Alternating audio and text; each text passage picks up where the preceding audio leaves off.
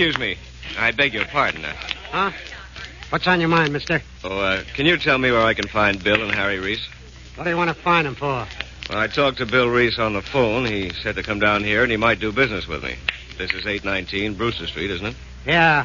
And you'll find Bill and Harry in that room back there. Oh, thank you. Come in. Reese? Yeah, come in. Well, thanks. My name is Otis, Mr. Reese. I talked to you on the phone No, you didn't. You talked to my brother Bill. He's not here now, but he told me about your call. Sit down. Thanks. Yeah. Now, what's the proposition?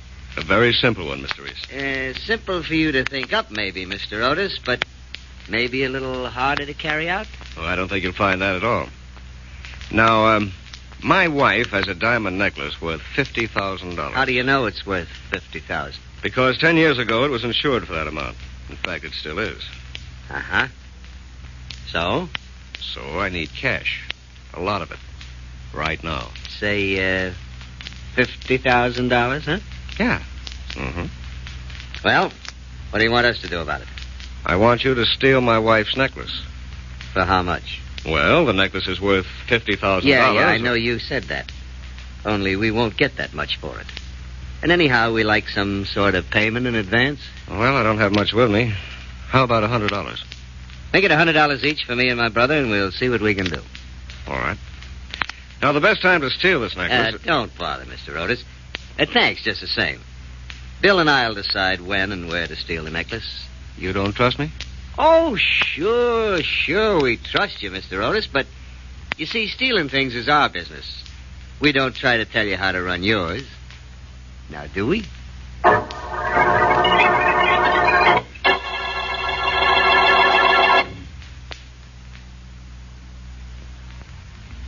And now on to Dick Calmer as Boston Blackie. Enemy to those who make him an enemy. Friend to those who have no friend.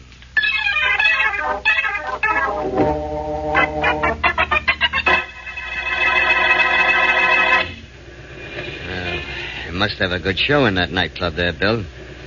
Otis and his wife have been in there for 4 hours. Yeah, here it's a good show, Harry, but it can't be going on all this time.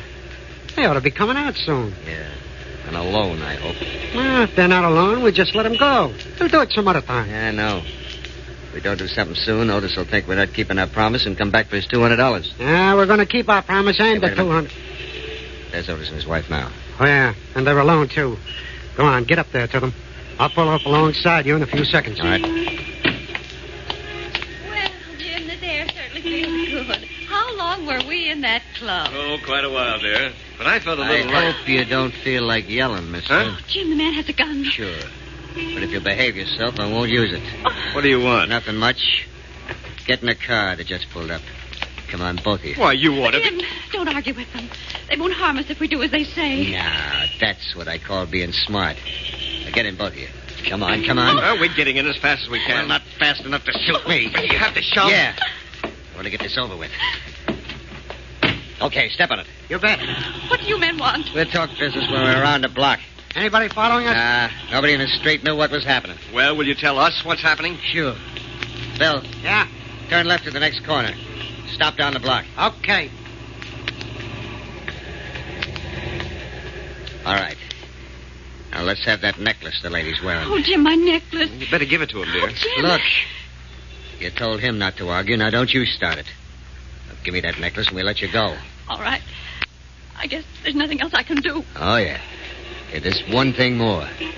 When we let you out, you can forget to call the police for 30 minutes. But the next thing you'll call is an ambulance.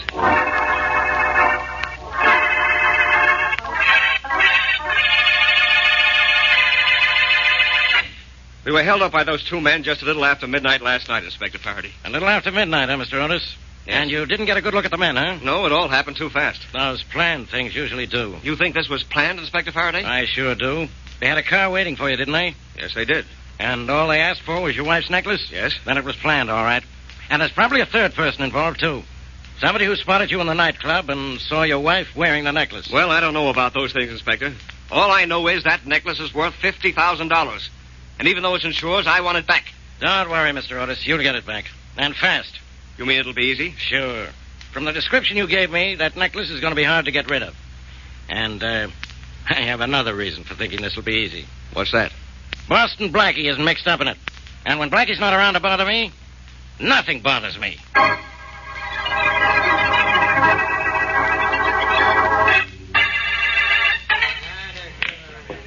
Five ball next. That's a money ball. Back up, boys, and watch your man shoot. Hi, Harry.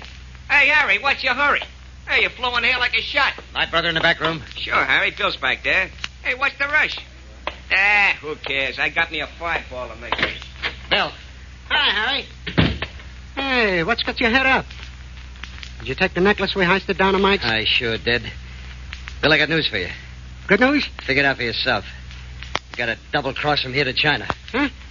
Now, what are you talking about? You go down to a fence to get rid of some rocks and you're nice and calm. You come back and you're ready to eat iron. What gives? You'll find out. Give me that phone book. Yeah, sure. Here. What are you looking for? What? I said, what are you looking for? Two things, Bill. A certain party's address and Boston Blackie's phone number. I got to call him in an hour.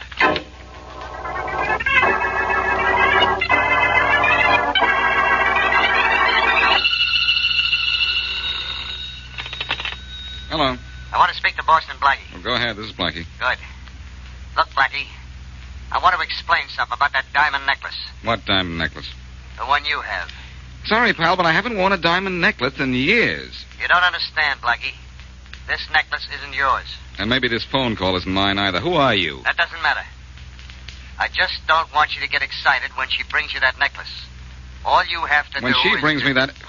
Who's she, and what necklace are you talking about? the necklace stolen from Mrs. Jim Otis last night. And the she is your girlfriend, Mary Wesley. What? I said don't get excited. It's okay. Miss Wesley has stolen the necklace, and you say it's okay? Sure it's okay. We just gave it to her. She had nothing to do with stealing it.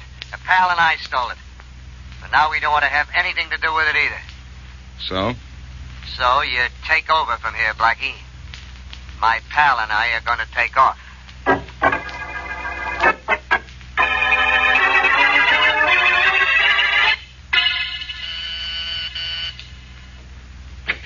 Hello, Mary. Oh, hello, Blackie. Come on in. Thanks.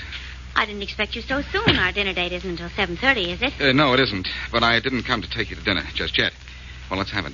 Have what? That necklace. What necklace? That diamond necklace. What diamond necklace? The one they gave you. They gave me? Yes, 2 men. Blackie, do you feel all right? Fine, but I'll feel a lot better when I return the necklace to Faraday. I don't know what you're talking about. 2 men gave you a necklace, Mary, a diamond necklace. I don't know why or when or where or how, but they gave it to you. Maybe to give to me. So now suppose you give it to me. Blackie, what's the matter with you? Has this been such a dull week that you're trying to dream up some excitement? I didn't dream that phone call I had a little while ago. Well, then somebody else has been doing the dreaming. I don't have a diamond necklace. You sure? Now, you know I wouldn't lie to you. No, but you might tell a little fib. You can't tell a little fib about a diamond necklace. I think somebody's trying to kid you. Oh, maybe. That somebody isn't you? Mm-mm. Well, I guess you'll just have to believe me. Oh, all right. You have an honest face. And a date tonight? Sure, I'll be back at, 7:30. And not to ask me about a necklace I don't have. Forget about the necklace. I think you're right. Somebody was trying to kid me. See you later, Mary. Bye. Bye.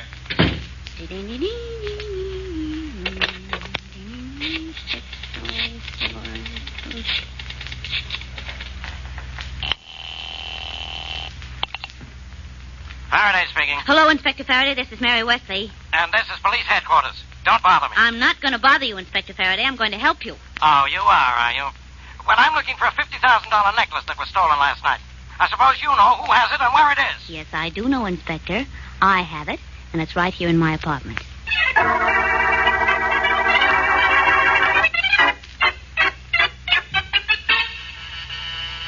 Miss Wesley! Miss Wesley, open up! It's Inspector Faraday. Up! Well, it's about time. Oh, come in, Inspector Faraday. You bet I'll come in, Miss Wesley. Say, what's the matter with you? You look as though you've been in a fight with a wildcat. Well, I did have to put up a struggle, Inspector. Yeah, with what? Your conscience? Where's that necklace Blackie gave you? Blackie didn't give it to me, Inspector. I found it here when I came home this noon. Well, no matter who gave it to you, let's have it. I can't give it to you. No? Why not? It's gone? Oh, I see. It found out it was in the apartment, so it just walked out. Come on, Miss Wesley. Give me that necklace. I don't have it anymore. That's no reason. Now, look, Inspector Faraday, just a half an hour ago, the doorbell rang. I opened the door because I thought it was you. I had the necklace in my hand because I wanted to get rid of it right away. Uh-huh. Go on, make it good. Well, I did get rid of the necklace, all right. There was a man at the door with his collar turned up to his chin and his hat way down over his eyes. Uh-huh. This is getting better every second. Well, what happened didn't last more than just a few seconds. I tried to close the door, but the man was too fast. He forced his way in, he grabbed me, and then he grabbed for the necklace. Oh, come on. You can do better than this. Well, I didn't do so well as a fighter. The man was too strong for me. Before I knew it, he had the necklace and was out the door again. When I got out into the hall, he disappeared. Just like that, huh? Just like that. Well, let me tell you a little story, Miss Wesley. I think you're lying. Just like that. But, Inspector Faraday, it's the truth. That's what Blackie told you to tell me, isn't it? Oh. You don't have the necklace. You never had it. And this is all a big thing you and Blackie cooked up to annoy me. That is not true. I did have the necklace, and I did try to keep the man from getting it, only he got it just the same. I'm getting it, too. Only it's nothing but a gag. Oh. You and Blackie are just Hey, what's that on the floor there? Where? Here, this shiny piece of stuff here on the rug. Hey, look. It's a small diamond. Oh, yes, it is, isn't it? Well, there. Doesn't that prove my story? That diamond must have fallen out of the necklace when I was fighting with that man. It proves something to me, but not your story. It proves you did have the necklace, and that's all I need to put you in jail. In jail? That's right. Come on, Miss Wesley. You're under arrest.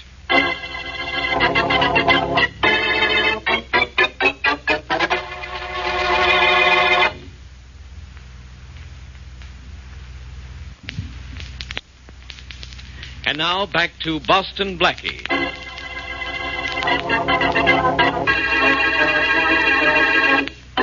Jim Otis hires Harry and Bill Reese to steal his wife's $50,000 necklace. They steal it, but for a reason not apparent, they give it to Mary Wesley, whom they think will give it to Blackie so that Blackie will give it to the police. But Mary tells Blackie she doesn't have the necklace. Later, when Inspector Faraday comes to Mary's to get it, she tells the inspector it was just stolen from her. But Faraday finds one of the diamonds in Mary's apartment and arrests her. As we return to our story, Blackie is in Faraday's office. Faraday, you let Mary out of jail. Will you quit pounding my desk, Blackie? You let Mary go, you'll be pounding a beat. Oh, you will you? Yes, and if your feet are as flat as your head, you'll be a flop at that, too. Well, I'm not letting Miss Wesley out of jail. But you can't hold it just because you found one tiny diamond in her apartment. No? Why not? She admits it was part of the stolen necklace. She says a lot of crazy things. She told me she didn't even have the necklace. She told me she did, until it was stolen from her. I don't care what she told you. You've got to let her go. I can't let her go. Why not? Because, well, she isn't even in jail. She's not. No. I'm just holding her here to teach her a lesson. Just for a couple of hours. You're not smart enough to teach anyone anything in 20 years. Now, I want to know why, if that diamond was part of the stolen necklace, why didn't you arrest her? Because it wasn't part of the stolen necklace. How do you know? Because I know a phony diamond from a real one. The diamond you found at Mary's was phony? Yeah. And the necklace stolen from Mrs. Otis was real. Insured for $50,000. Very interesting. Very interesting. Yeah? What's interesting about it? Oh, nothing much, Faraday. But if you'll just tell me where I can find Mary, maybe I'll tell you where you can find that stolen necklace.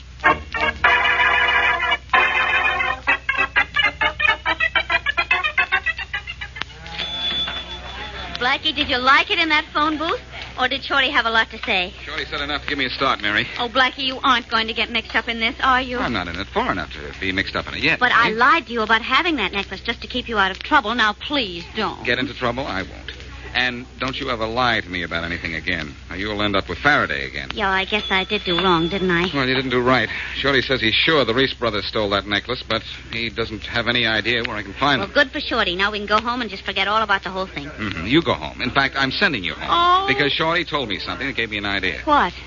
He told me where to find Grace, Harry Reese's girlfriend. Well, if that gave you an idea, then I don't like it. Never mind what you don't like. You go home. I'm going down to see Grace. See if I can get some information gracefully.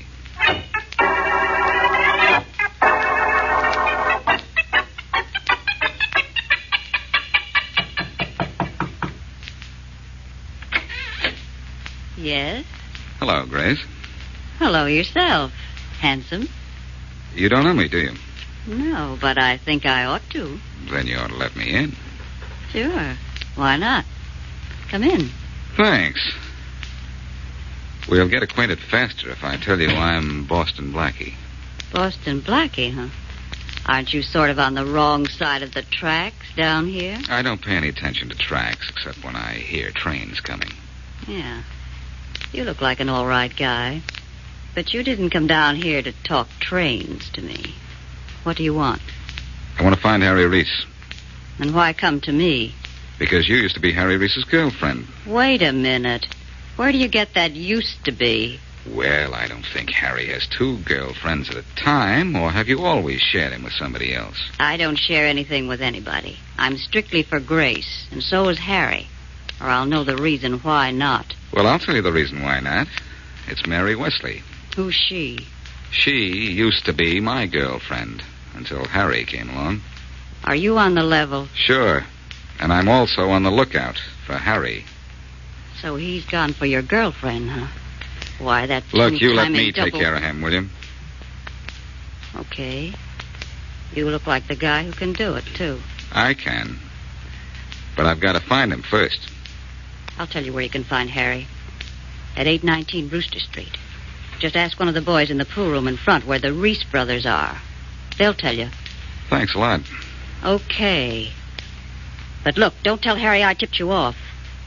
I want him back when you get through with him. Don't worry, Grace. You can have him back. What's left of him.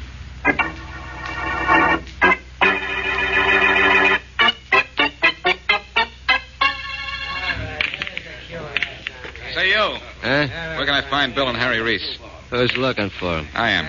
Who are you? Someone smart enough not to answer foolish questions. Where'll I find him? In that room back there? Thanks. Yeah, sure. Back to 6-4, cross that. Hello, boys. Hey, don't you know how to knock? Sure, but I didn't want you to hop out the back way. Well, I did. Hey, Harry. Who is this guy? I don't know, Bill. But I got a pretty good idea. I'll save you the embarrassment of guessing wrong, Harry. I'm Boston Blackie. I thought so. How'd you find us? I just followed my nose and somebody else's news. Boston Blackie, huh? What do you want? Maybe your brother Harry can tell you that, too. Guessing your business is a little out of my line, Blackie. That's odd. You ought to know why I'm here. You telephoned me. I telephoned you. Hey, Harry, what's this guy talking about? I doubt if he knows himself. Oh, you fellas don't understand, huh? One of you phoned me this morning about a necklace. What makes you think so? Oh, come on, kid. Stop clowning. All right. So I called you about the necklace. So what was wrong with that? I wanted you to give it back to the police. That's what you wanted when you called me.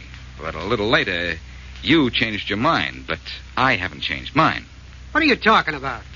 About how one of you took the necklace away from Miss Mary Wesley. What? Are you crazy? No, just a little confused. What made you change your mind? We didn't change our minds. We planted that necklace on your friend Mary Wesley because we didn't want it anymore. We knew she'd give it to you, and you'd give it to the police, and the police would give it back to the owner. And that's exactly where we wanted it. Only we didn't want to take it back.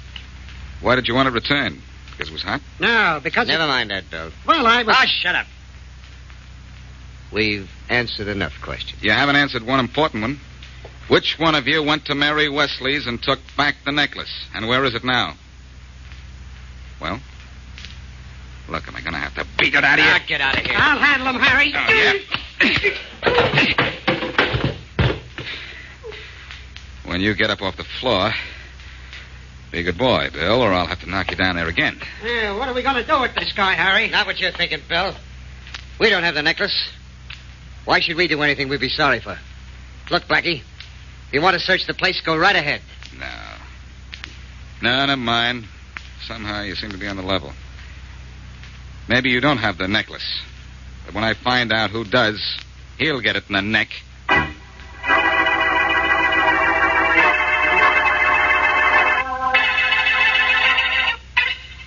Get out of my office, Blackie. I'm not holding Miss Wesley now. I know that, Faraday. And don't hold your breath until you find that missing necklace. Oh, so all of a sudden you're worried about my health. Yes, I was just thinking how dull life would be if you got sick and a smart cop got your job. Well, you listen to me, Blackie. No, you listen to me. We'll both hear something worthwhile. I know who stole that necklace from Jim Otis. Oh, you do you? Yes. Bill and Harry Reese. Oh, they did they? I suppose they told you all about it. Yes, but they don't have it now. They got rid of it by giving it to Mary. Well, now, isn't that nice? Two professional crooks lift a $50,000 necklace, decide they don't like it, and so they just give it to Miss Wesley. Now, what kind of sense does that make? It makes a lot of sense if you can guess why they didn't like it. I don't make dumb guesses. Well, they aren't originally. They just come out that way. No. I guess you're going to let me use your phone, aren't you? No. All right. So once in 30 years, I guess wrong. Pick up the receiver on that other phone there. I want you to hear this conversation I'm going to have. Who are you calling? Listen and find out. Okay. But if this is another one of your... Quiet. In case you want to know how I know this fellow's number, I looked it up in the phone book outside. I don't want to know anything about you. Good. Then you won't care if I pretend to be Harry Reese for a few minutes. Harry, why do you want... Shh. Just listen. Hello? Hello, Mr. Otis. Yes? Mr. Otis, this is Harry Reese. Reese, I told you not to call me again. Sorry, we aren't through doing business yet. Oh, yes, you are. Oh, no. I think the police would like to know why Bill and I wanted to get rid of that necklace and who has it now. What is this, Reese? Blackmail? Now, that's an unkind word, Mr. Otis. You shouldn't treat us that way. After all, Bill and I lifted that necklace for you, and then we told you we slipped it to Mary Wesley, didn't we? You wouldn't have wanted the police to have seen that necklace, would you? You know I wouldn't. But I wouldn't have had to go to all the trouble I did if you and your brother hadn't been such fools and tried to return it. You paid us to steal a necklace worth $50,000, but the necklace we stole was a phony, and you know it. You crossed us up. We didn't want any part of it. Well, what are you going to do about it now? Go to the police and tell them you stole it? No. But I could call and tell them you hired somebody to steal it, and it was a phony, and that you stole it from Miss Wesley so the insurance company wouldn't find out it wasn't real. Look, Reese, what do you want? You get $50,000 from the insurance company if they don't find out what you've done, don't you? Yes. All right. Bill and I will take a half of that $50,000, that's all. I'll let you know when and how. Goodbye. Well, Faraday, what do you think? Hey, where are you going? Where do you think I'm going? Otis hid the real necklace, hired the Reese brothers to steal a phony, and he's trying to collect $50,000 insurance on it. I'm placing him under arrest. I just figured this whole thing out. Well, what are you laughing at? My own stupidity, Faraday. I thought I figured it out.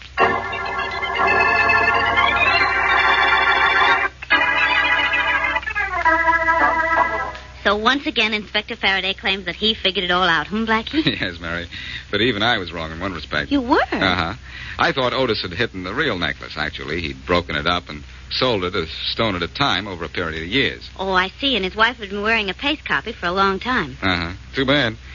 Otis neglected to tell the Reese brothers they were going to steal a phony necklace. When they discovered it wasn't real, they thought Otis was double-crossing them. That's why they decided to turn it over to the police, through us, so they wouldn't be involved. I understand you did quite a job imitating Harry Reese's voice, Blackie. Adequate, my dear. Just, adequate. You know what I was just thinking? I'm not that smart. What?